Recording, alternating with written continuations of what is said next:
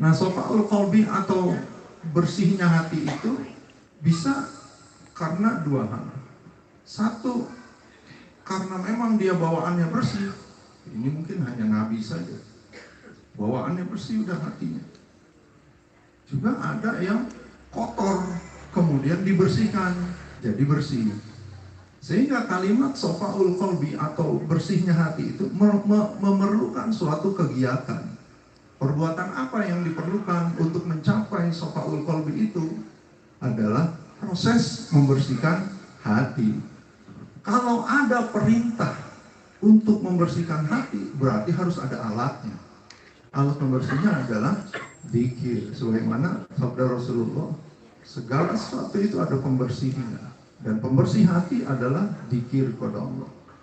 Alatnya sudah diberikan, dzikir. Bagaimana dzikir itu bisa efektif untuk bisa membersihkan hati. Tapi ada dzikir yang berefek pada pembersihan hati.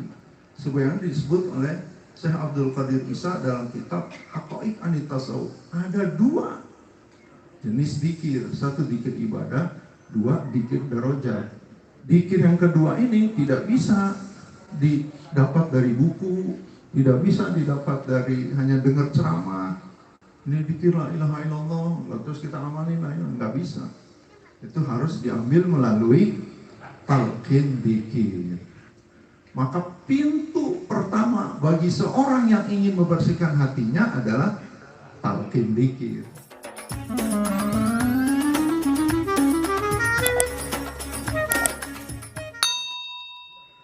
Assalamualaikum warahmatullahi wabarakatuh. Alhamdulillahi rabbil alamin, ilahil wahidil mahbud. Wassalatu wassalamu ala sayyidina Muhammadin, sirri hayatil wujud wa sababil a'dhami li kulli mawjud. Salatan tusabbitu fi qulubina al-iman wa tukhaffizuna al-Qur'an wa tufahimuna minhul ayat wa taftahuna biha nurul jannat, nurun na'im wa nurun nadhari ilal wajhikal karim wa ala alihi wa sahbihi wa sallim. Subhanaka la ilma lana illa ma 'allamtana innaka antal alimul hakim. La haula wa la quwwata illa billahil aliyyil azim. Allahumma ja'al hadhil jam'iyyah jam'iyatan mubarakan waj'al mudiraha minal mukarramin. Allahumma inna nas'aluka taubata wa istiqamata ala syari'atil ghara wa tariqatil bayda birahmatika ya arhamar rahimin. Allahumma anta maqsudana wa ridhaka utlubana, i'tina mahabbataka wa ma'rifataka wa i'tina ma'aka abada birahmatika ya arhamar rahimin. Walhamdulillahi rabbil alamin. Mari kita doakan guru agung kita yang sekarang beberapa hari lagi akan berulang tahun yang ke-81. Semoga beliau panjang umur, tambah barokah karomahnya Allah Subhanahu wa taala, sehingga barokah karomah itu juga semoga sampai pada kita selaku murid-muridnya. Al-Fatihah.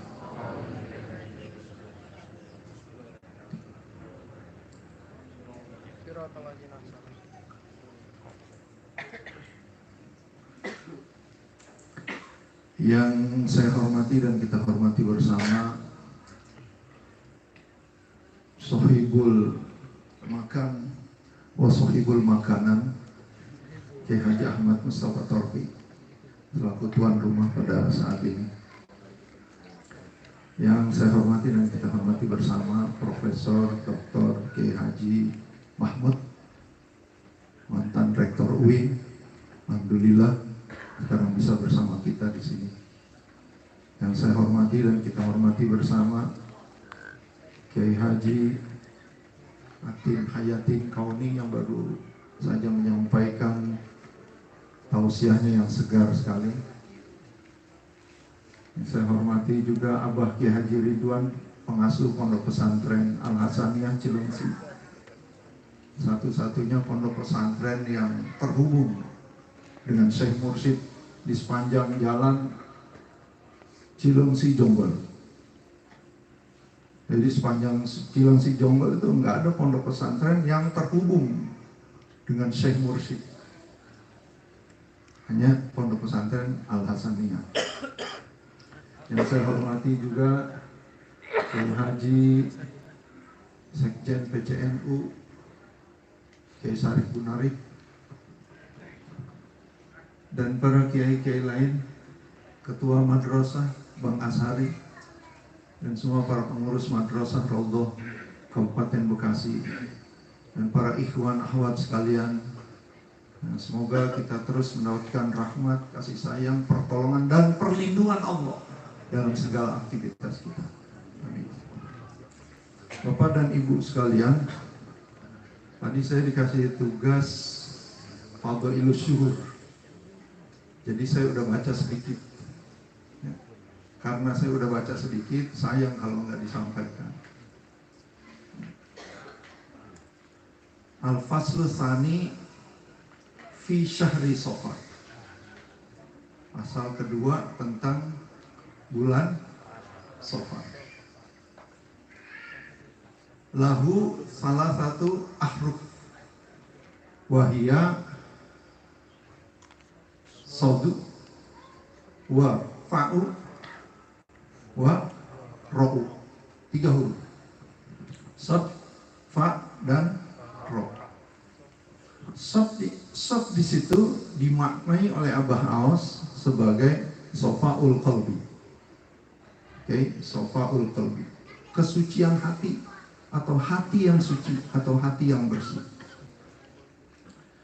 Bapak dan Ibu sekalian, bicara tentang hati yang bersih berarti kalau ada kalimat sofaul qalbi, hati yang bersih, berarti ada hati yang kotor. Kalau semua hati itu bersih, tidak mungkin ada kata-kata hati yang bersih atau sofaul qalbi. Pasti ada hati yang kotor. Sebagaimana kita mengatakan baju yang bersih, berarti ada baju yang kotor. Nah, sofaul qalbi atau bersihnya hati itu bisa karena 2 hal. Satu, karena memang dia bawaannya bersih. Ini mungkin hanya Nabi saja. Bawaannya bersih udah hatinya. Juga ada yang kotor, kemudian dibersihkan, jadi bersih. Sehingga kalimat sofaul qalbi atau bersihnya hati itu memerlukan suatu kegiatan, memerlukan suatu action, suatu perbuatan. Perbuatan apa yang diperlukan untuk mencapai sofaul qalbi itu adalah proses membersihkan hati. Proses membersihkan hati itu, kalau ada perintah untuk membersihkan hati, berarti harus ada alatnya. Kalau 2 surat di dalam Al-Quran, misalnya surat Al-A'la, dan satu lagi surat yang qad aflaha man zakkaha wa qad khaba man dasaha, itu surat apa itu namanya? Nah, 2 surat itu bicara tentang pembersihan hati. Keuntungannya orang yang membersihkan hati dan keunggulan orang yang membersihkan hati. Kalau sebuah agama, dalam hal ini agama Islam, bicara tentang kebersihan hati, pasti disediakan alatnya, alat pembersihnya. Alat pembersihnya adalah dzikir, sebagaimana sabda Rasulullah, segala sesuatu itu ada pembersihnya. Dan pembersih hati adalah dzikir kepada Allah. Jadi dengan dzikir kepada Allah itulah hati kita bisa mencapai sofaul qalbi, hati yang bersih. Perlu diketahui, alatnya sudah diberikan, dzikir. Nah, ada lagi alatnya, bagaimana dzikir itu bisa efektif untuk bisa membersihkan hati. Kan gitu. Kalau bicara dzikir kan banyak. Dzikir banyak, tapi ada dzikir yang berefek pada pembersihan hati, sebagaimana disebut oleh Syekh Abdul Qadir Isa dalam kitab Haqaiq Anit Tasawuf ada 2 jenis dzikir, 1 dzikir ibadah, 2 dzikir darajat. Nah, dzikir ibadah itu dzikir-dzikir yang biasa yang orang amalkan setiap habis sholat di masjid-masjid umum, subhanallah, subhanallah, alhamdulillah, Allahu Akbar, dan lain sebagainya itu. Nah, itu adalah dzikir ibadah. Efeknya tidak berefek pada pembersihan hati, tapi dia berefek pada pahala. Siapa yang melakukannya diberikan pahala. Kenapa? Karena sunnah. Gitu. Tetapi kata Syekh Abdul Qadir Isa dalam Haqaiq Anit Tasawuf, dzikir yang kedua yang disebut dengan dzikir darajat itu berefek pada pembersihan hati. Maka dzikir yang kedua ini tidak bisa didapat dari buku, tidak bisa didapat dari hanya dengar ceramah. Ini dzikir la ilaha illallah, terus kita amalin, nggak bisa. Itu harus diambil melalui talqin dzikir. Maka pintu pertama bagi seorang yang ingin membersihkan hatinya adalah talqin dzikir. Gitu. Nah, dengan talqin itulah orang memulai proses pembersihan hatinya. Dan yang perlu kita pahami bersama, proses pembersihan hati itu bukan satu kegiatan yang sekali saja, tapi dia terus menerus. Sebuah proses yang memerlukan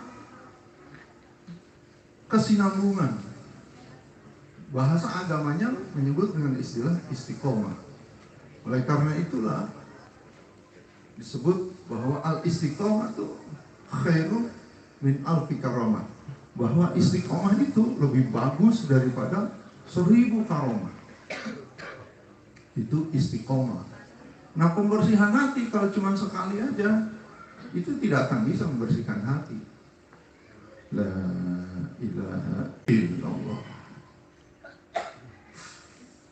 Saya kalau la ilaha illallah sekali aja itu udah merasuk. Coba Bapak waktu la ilaha illallah itu ya Pak, rasakan perjalanan la, jatuhnya ilaha, dan menghujamnya illallah. Jadi ketika kita mau mulai dzikir itu, lupakan atau jangan ingat-ingat urusan dunianya. Konsenlah. Maka ketika kita ila hadratin Nabi Sallallahu Alaihi Wasallam, itu kita menghadirkan Rasul di hadapan kita, bos. Nah, begini. Jadi ketika kita mau mulai dzikir, udah siap lah, harus sudah siap bahwa kita akan berhadapan dengan Nabi.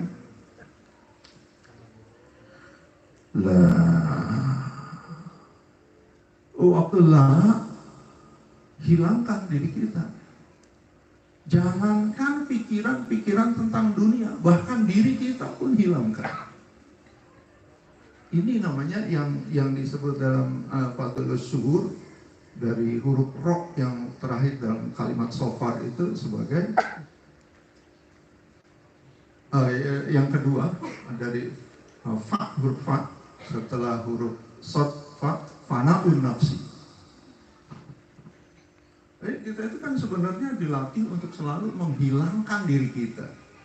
Bahkan pada setiap kegiatan kita. Kita ini Pak, menjadi pusing, menjadi stres, menjadi susah hati, gelisah hati, dan lain sebagainya. Itu kan karena diri kita yang dipenuhi dengan hawa nafsu kita. Bahkan kita sering punya keinginan, kemudian kita memaksakan pada orang lain untuk memenuhi keinginan kita. Padahal kan mestinya keinginan itu harusnya mah dipenuhi dengan diri sendiri. Kalau diri sendiri tidak bisa memenuhi keinginan kita, kenapa kita minta kepada orang lain? Kenapa kita menuntut orang lain untuk sesuai dengan keinginan kita? Yang dalam obrolan ulama tasawuf itu sering disebut dengan kalimat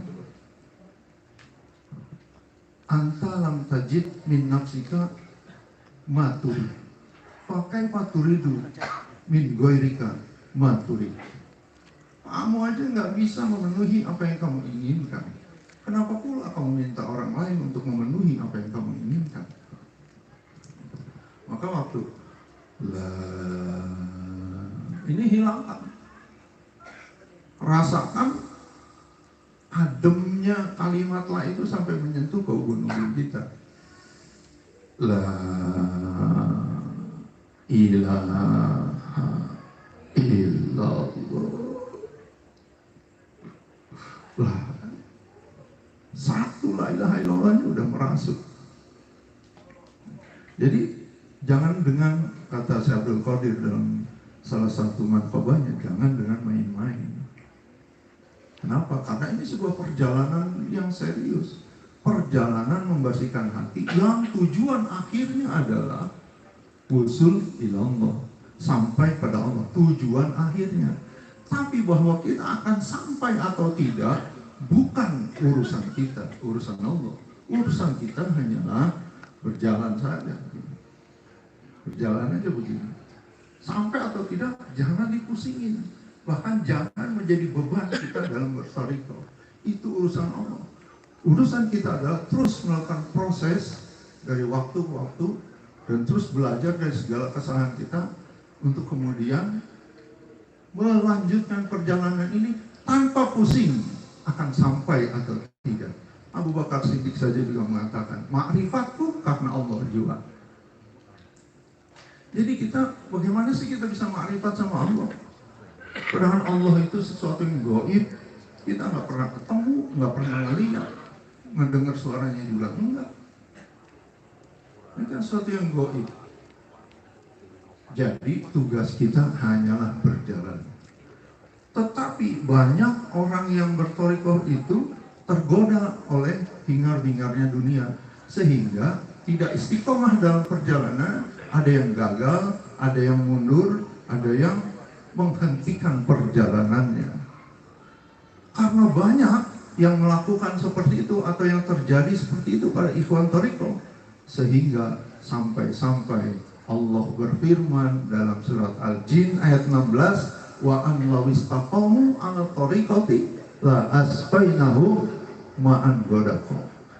Seandainya saja mereka istiqomah di atas thariqah, sampai dibilang seandainya mereka istiqomah di atas thariqah, artinya kan banyak dari mereka atau banyak dari kita yang tidak istiqomah.